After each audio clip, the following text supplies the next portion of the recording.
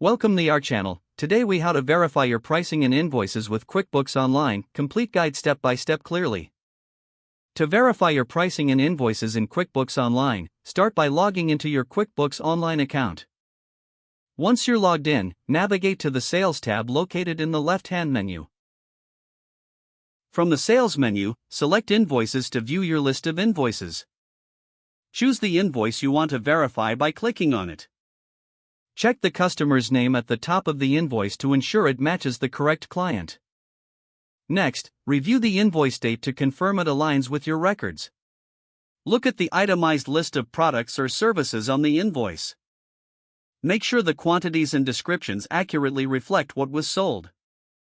Verify the pricing for each item, ensuring it matches your agreed-upon rates. If applicable, check any discounts or adjustments applied to the invoice. Review the subtotal, taxes, and total amounts to ensure they are calculated correctly. If you find discrepancies, return to the original sales order or estimate for reference. You can also run a report to compare pricing against what is listed in your item list. To do this, go to the Reports tab in the left menu. Search for Sales by Product/Service Summary for a detailed overview of your sales data. Once you have verified all details, you can either approve the invoice or make edits if necessary.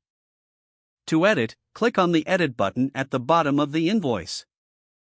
Make the required adjustments and then save the invoice. If everything is correct, you're ready to send the invoice to your customer. You can send the invoice directly through QuickBooks by clicking on the Send button. Always keep a copy of your verified invoices for your records.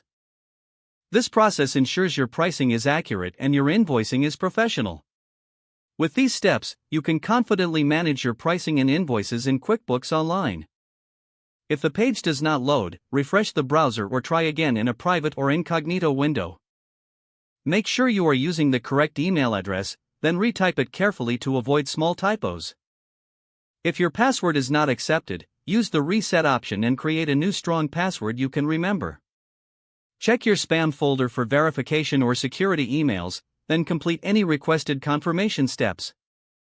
Enable two-factor authentication if available to improve account security and reduce unauthorized access risk. Don't forget to like this video and subscribe to our channel for more step-by-step tech guides.